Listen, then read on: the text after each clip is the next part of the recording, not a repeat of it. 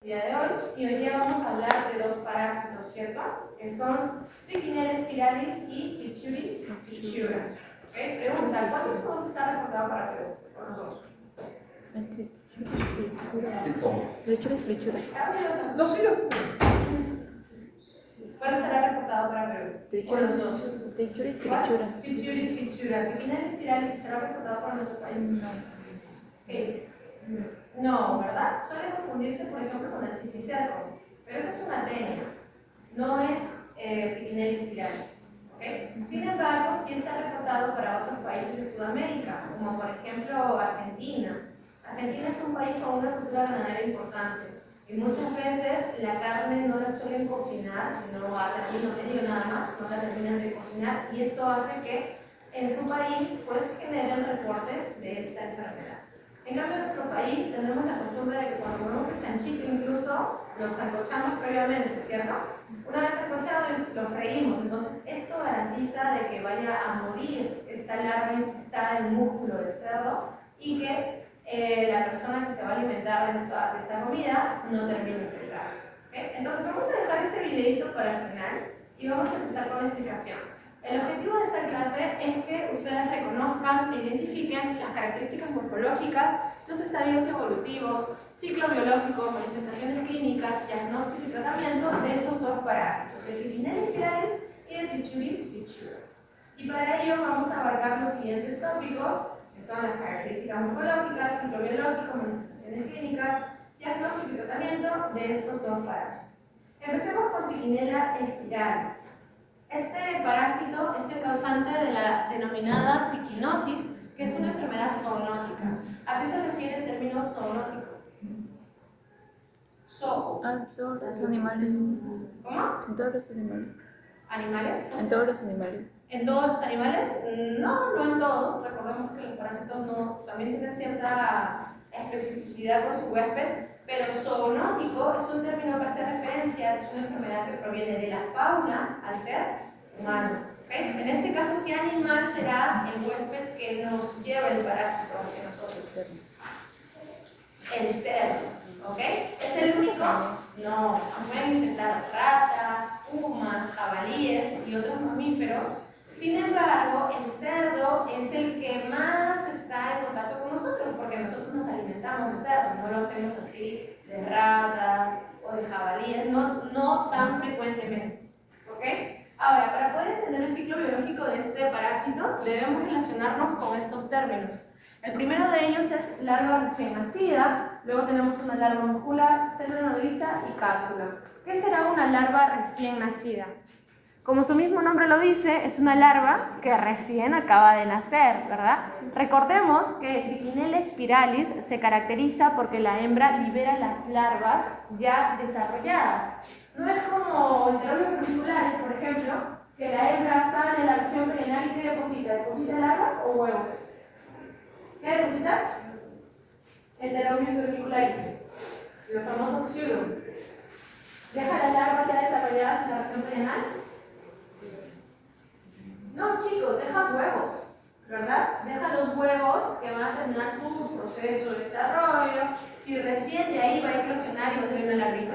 En el caso de Trichinella spiralis, no. La hembra va a liberar a las larvas una vez que éstas se terminan de desarrollar dentro de su cuerpo. ¿Okay? Estas larvas recién nacidas son importantes, ¿por qué? Porque estas son las que van a migrar al cuerpo de su huésped. Estas son las que van a entrar vía sistema circulatorio o vía sistema linfático en busca de ¿qué? En busca de músculo esquelético.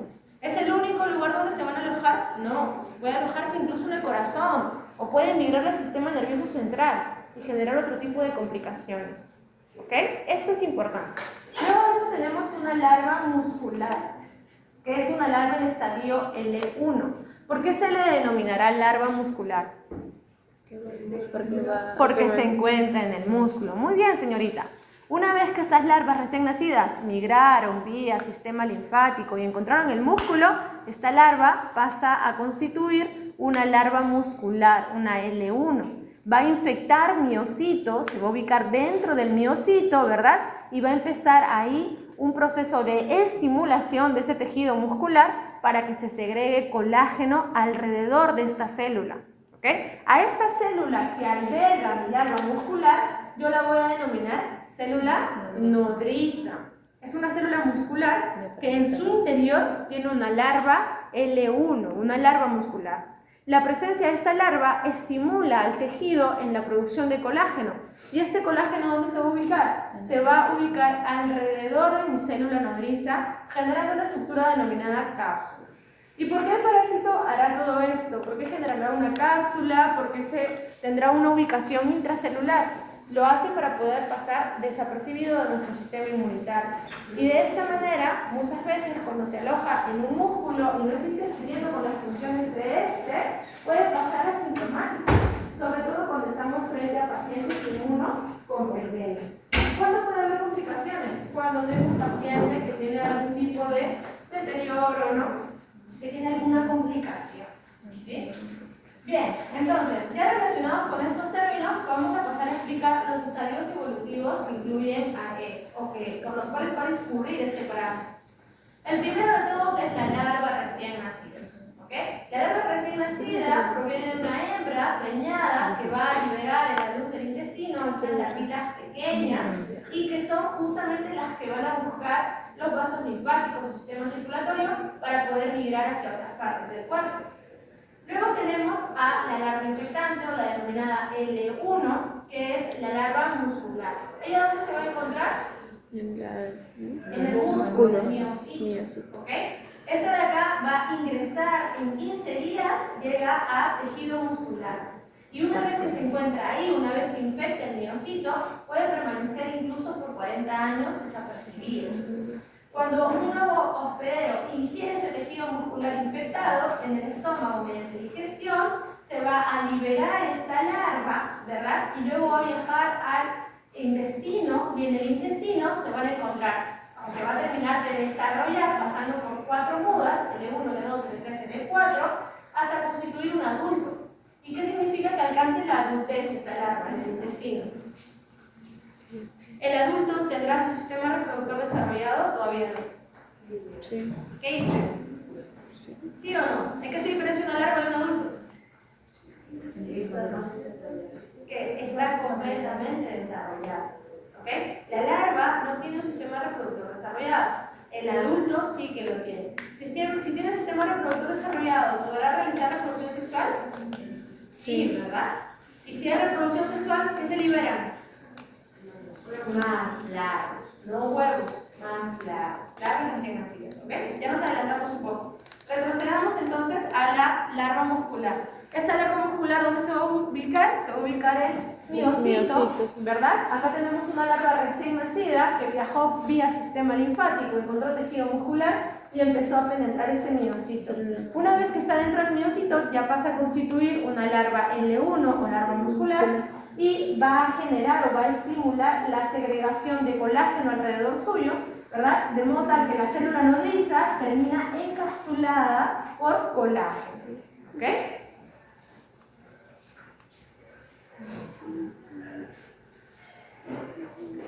Ahora, en cuanto al adulto, los gusanos son pequeños, son delgados y tienen un color blanquecino. Siempre el macho suele ser de menor tamaño que las hembras, y eso ya lo veníamos viendo desde los oxiuros, de hecho, ¿no? Las hembras y los nematodos tienen un mayor tamaño. ¿Y por qué, chicos? ¿Por qué creen que será que las hembras son más grandes? ¿Por qué? Porque tienen, a lo que vamos a decir, porque tienen un sistema reproductor muy desarrollado.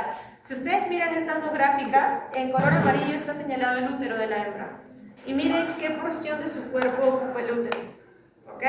La hembra está, o mejor dicho, tiene muy desarrollado su sistema reproductor. ¿Por qué? Porque la supervivencia de este parásito tiene que ver con una alta descarga, vamos a decir, de larvitas recién nacidas. ¿Ok? Ahora, otras diferencias que podemos encontrar es cuando nos vamos al extremo caudal, a su sistema reproductor. El macho va a presentar un estilete, que es una estructura relacionada con la cópula, con la cual va a poder copular con la hembra y de esa manera van a poder reproducirse. Acá decimos que hay dimorfismo sexual. ¿Qué significa que haya dimorfismo sexual? que la hembra presenta características morfológicas diferentes a los machos, ¿no? Casos de dimorfismo sexual los vemos todos los días. Por ejemplo, no sé si han visto al pavo real macho y al pavo real hembra. La hembra es gris, pequeña, críptica, ¿verdad? Mientras que el macho tiene un abanico de plumas, etc. Son diferentes a pesar de que pertenecen a una misma especie.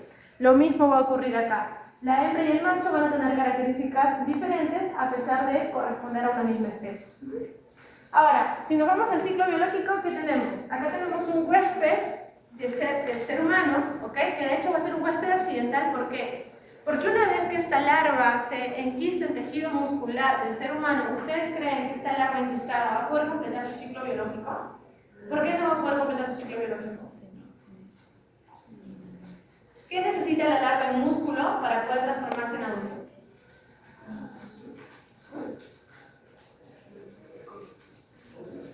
Comida, o sea, ya. ¿Cómo comida? A ver, explíqueme un poco más. Chicos, ¿podemos? Colágeno. A ver, chicos, vamos a ir paso por paso. A ver. ¿Cómo funciona el ciclo biológico de este parásito? Tenemos que la larva se va a encontrar enquistada, vamos a decir, en este ratón, ¿ok? En el músculo de este ratón. Y este ratoncito, por cosas de la vida, termina en el corral de este cerdo, ¿vale? Este cerdo se va a alimentar del tejido muscular de este ratón, crudo, sin cocinar, en cuyo músculo se encontraba ¿quién? La larva muscular enquistada, ¿ok? Al momento que este cerdito ingiere esta larva muscular, ¿qué va a pasar? Por la acción de sus jugos gástricos se disgrega ese tejido muscular y en el intestino se va a liberar una larva. Esta larva va a culminar su desarrollo hacia adulto y una vez que se encuentra como adulto se va a reproducir sexualmente produciendo larvas recién nacidas. Estas larvas recién nacidas en el intestino del cerdito, ¿qué van a hacer? ¿Se quedan ahí en el intestino? No. ¿Qué van a hacer? ¿A dónde se van? Tejido muscular. Ya, pero ¿cómo lo hacen? Que de frente dicen tejido muscular y se meten. No. ¿Qué utilizan? ¿Cuál es el mecanismo de transporte? Torrente sanguíneo. ¿Y cuál más? Linfático, chicos, ¿vale? Vía sistema linfático, vía sistema circulatorio va a buscar músculo. Una vez que encuentra el músculo, ¿qué hace? Segrega lo que era el... Se mete, pero ¿cómo le decimos a eso? ¿Qué va a infectar? ¿Qué célula va a infectar? Miocito. Miocito. Ya, una vez que está dentro del miocito, ¿cómo se llama este miocito que tiene la larva dentro? Nodriza. Célula nodriza. ¿Y está ahí exhibida? No. ¿Qué Segrega tiene? lo que es colágeno. Tiene una cápsula. ¿De qué está conformada esta cápsula? Colágeno. De colágeno, ¿ok?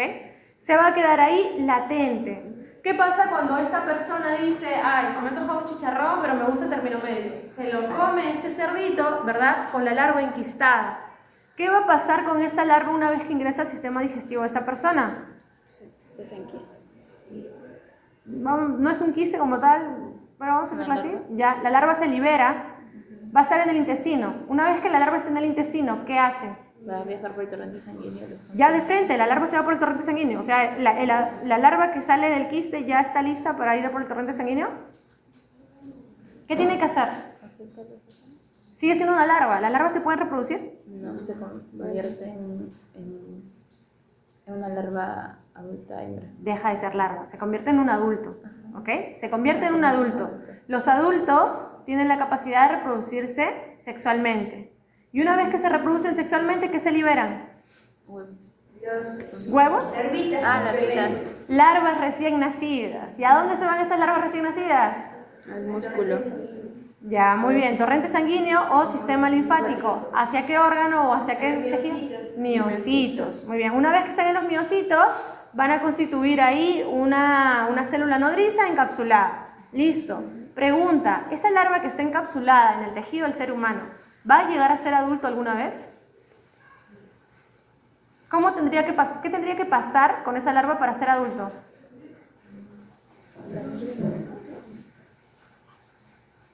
¿Qué tendría que pasar con una larva enquistada en el cuerpo del ser humano para que esa larva se transforme en adulto? ¿Cómo se infectaron ustedes? ¿Cómo se infectó? ¿Comiendo qué? Comiendo el cerdo que tenía esa larva ahí enquistada en el músculo. ¿Cómo esta larva podría llegar a otro huésped?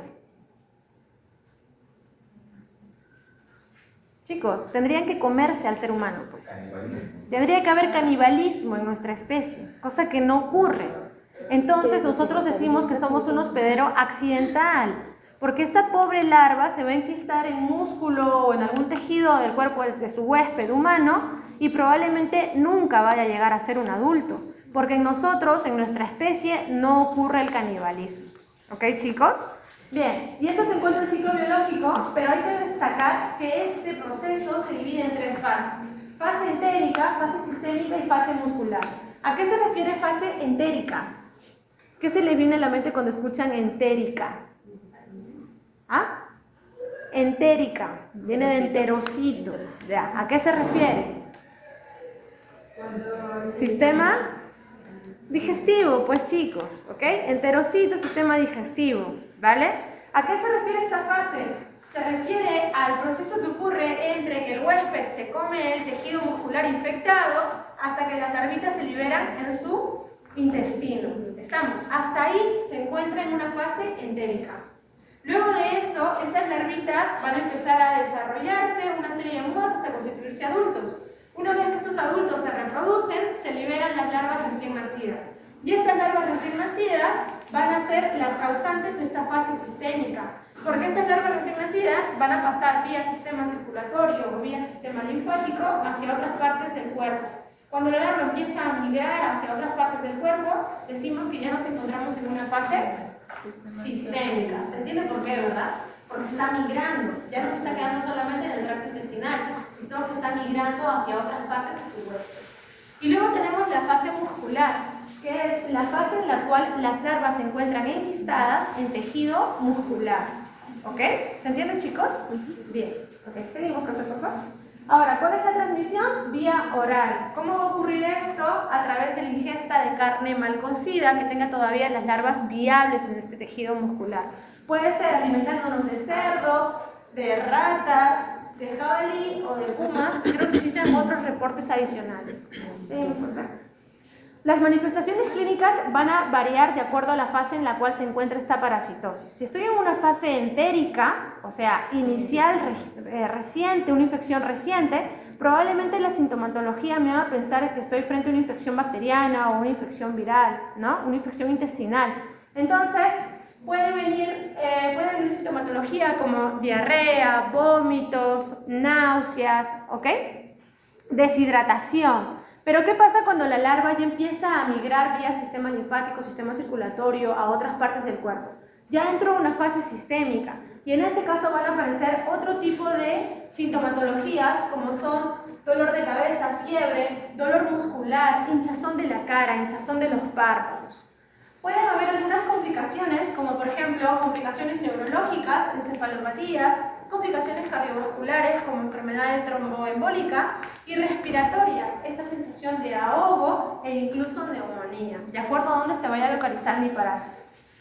Estas manifestaciones clínicas dependen, es muy importante, dependen de la carga parasitaria, de la sensibilidad del huésped, del sistema inmunitario del huésped. Entonces, si depende de la carga parasitaria, me conviene a mí durante el diagnóstico utilizar alguna técnica que me permita cuantificar, como por ejemplo la técnica de Kato-Katz o la técnica de Harada móvil. Seguimos. En cuanto al diagnóstico, es importante una anamnesis. ¿Qué significa anamnesis? Que yo voy a recabar la mayor información posible relevante, claro, respecto a la vida de este paciente. ¿Dónde vive? ¿Tiene sistema sanitario? ¿Qué comidas suele ingerir? ¿Dónde compra sus alimentos? Incluso podría ser. Luego es una evaluación clínica, donde busco recopilar signos y síntomas que me permitan poder darme una idea de mi potencial diagnóstico y finalmente un análisis de laboratorio, que puede venir con un inmunodiagnóstico o detección de las larvas en una biopsia muscular. Acá es importante destacar algo, una biopsia muscular es un proceso sumamente invasivo, entonces obviamente no va a ser tu primera opción para el diagnóstico, teniendo otras pruebas serológicas o también pruebas moleculares como la famosa PCR. Seguimos, por favor. ¿Cuál es el tratamiento que puedo utilizar? Mebendazol, albendazol, y si en caso mi paciente presenta una inflamación severa, mucho dolor y complicaciones, probablemente ya esté en la fase sistémica, puedo utilizar prednisolona, ¿no? ¿Qué es la prednisona en realidad? Seguimos, perfecto. Listo, hasta aquí. ¿Hay alguna duda, chicos? ¿Chicas? ¿Quedó claro? ¿Todo claro? Ok, entonces ahora vamos a pasar al Trichuris trichura. En este caso este parásito sí que está reportado para nuestro país. Y vamos a irnos de frente a los estadios evolutivos. Acá el ciclo biológico se vuelve mucho más sencillo. Tenemos huevo y adulto. Y el huevo tiene una forma bastante característica, bastante peculiar. Tiene esta forma de balón de fútbol americano, ¿no? ¿Alguna vez han visto Hey Arnold? No, nunca, ¿no? Sí. Pues sí, es muy buena, ¿verdad? Bueno, cuando veas la cabecita de Arnold, pues sabrás que estás frente a un huevo de Trichuris trichura, ¿ok? En cada extremo de este huevo se va a encontrar un tapón mucoso, como son estas dos burbujitas amarillas que pueden observar acá, que le va a dar esta forma característica. Además tiene dos capas, lo cual hace que sea una forma resistente a condiciones ambientales adversas. Recordemos que en el caso de este parásito va a culminar su desarrollo el huevo fuera del huésped, ¿ok? No va a estar protegido en el intestino del huésped, sino que en el medio ambiente, frente a condiciones adversas, este huevito tiene que continuar con su desarrollo, terminar de embrionarse completamente para que pase a ser una forma infectiva. Seguimos con la tita. El adulto tiene esta forma característica que hace referencia a su nombre popular, que es de tricocéfalo, ¿no? Trico es prefijo que refiere a pelo, céfalo, cabeza, ¿verdad? Cabeza de pelo, ¿cierto? Entonces, si se llama cabeza de pelo, ¿cuál será su extremo anterior? ¿La zona fina o la zona gruesa? ¿Cuál? ¿Cuál será el extremo anterior o la cabeza del parásito? ¿La parte delgada o la parte gruesa? La delgada. ¿Cuál? La delgada, chicos. Tricocéfalo. Trico, pelo, céfalo, cabeza. Cabeza de pelo. O sea que la región anterior está acá. Y el extremo caudal está acá. En el extremo caudal se va a encontrar su sistema reproductorio. ¿Ok? Sistema reproductor, perdón. Hay dimorfismo sexual donde la hembra tiene un mayor tamaño. Nuevamente, ¿por qué? Porque tiene un sistema reproductor mucho más voluminoso, porque necesita producir una gran cantidad de huevos, mientras que el macho va a tener un menor tamaño. La espícula de este macho sirve para la reproducción sexual y es importante sobre todo cuando tenemos diferentes especies, ¿ok? ¿Por qué? Porque las características propias de esta espícula están muy relacionadas con a nivel específico, con la identificación taxonómica a nivel específico de este parásito. ¿Bien? Ahora, como característica principal decimos que es delgado en las 3/5 partes anteriores y grueso en las 2/5 partes posteriores. ¿Seguimos con él? Ahora, esto es el ciclo biológico y en este caso se darán cuenta que el único huésped es el ser humano, ¿ok? Entonces no hay muchas más complicaciones porque somos su único huésped. La infección es vía fecal oral, que quiere decir que una persona infectada hizo heces o liberó heces al medio ambiente y entonces el huevo en el medio ambiente continuó su proceso de desarrollo hasta llegar a ser embrionados. Queda ahí en estado latente hasta que alguna persona pueda utilizar aguas contaminadas con estos huevos o alimentos contaminados con estos huevos, ingerir el huevo embrionado y de esa manera que este huevito pase a liberar una larva en el intestino delgado y ya en el ciego se desarrollen los adultos. Estos adultos se reproducen de forma sexual y van a liberar huevos nuevamente a través de las heces de su huésped. ¿Okay? Entonces, lo que nos dice acá es que el humano es su único hospedero y se va a infectar por vía oral al ingerir los huevos larvados del parásito. Los huevos van a perder su envoltura en el intestino delgado y las larvas liberadas van a penetrar la cripta glandular del intestino grueso, donde van a alcanzar su completo desarrollo, la adultez, para poder reproducirse sexualmente y liberar más huevos a través de las heces, ¿no? Este periodo de prepatente es alrededor de un mes. ¿Listo, profe? ¿Seguimos? Como ya lo mencioné, la vía de infección, la transmisión es fecal-oral, alimentos, bebidas contaminadas con estos huevitos ya embrionados. ¿Seguimos, profe? Y las manifestaciones clínicas. En cuanto a las manifestaciones clínicas, tenemos diarrea crónica, cólicos, náuseas, vómitos, evacuaciones con moco, con sangre, pujo, tenesmo y enterorragia. Cuando hablamos de tenesmo, este de acá, por ejemplo, es el causante del prolapso rectal. ¿Qué significa? El tenesmo es esta sensación, es este reflejo por el pujo cuando el paciente tiene la necesidad o piensa que va a evacuar, ¿ok? Y este pujo constante va a generar un prolapso rectal, ¿ok? Acá tenemos un cuadro, acá tenemos unos cuadros que nos muestran los porcentajes de presentación de diferentes signos y síntomas asociados en niños.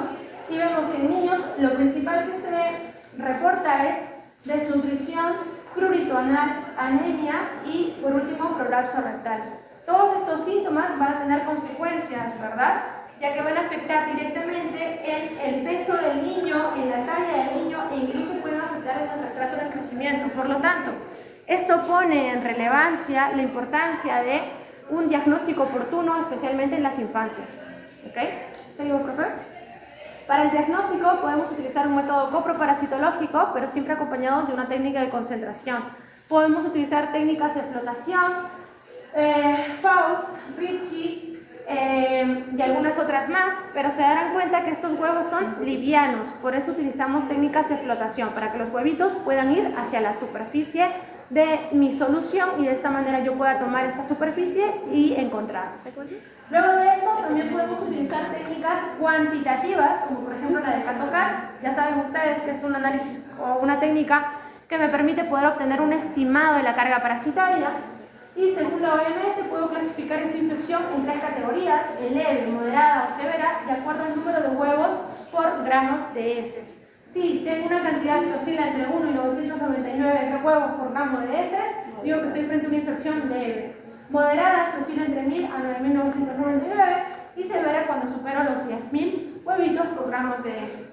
Asimismo, en el caso del prolapso rectal, cuando es bastante evidente, como es este de acá, puede incluso no ser necesario un análisis coproparasitológico, sino efectuar directamente una colonoscopía o una rectoscopía, con la finalidad de encontrar a las larvas adheridas a esta región prolapsada.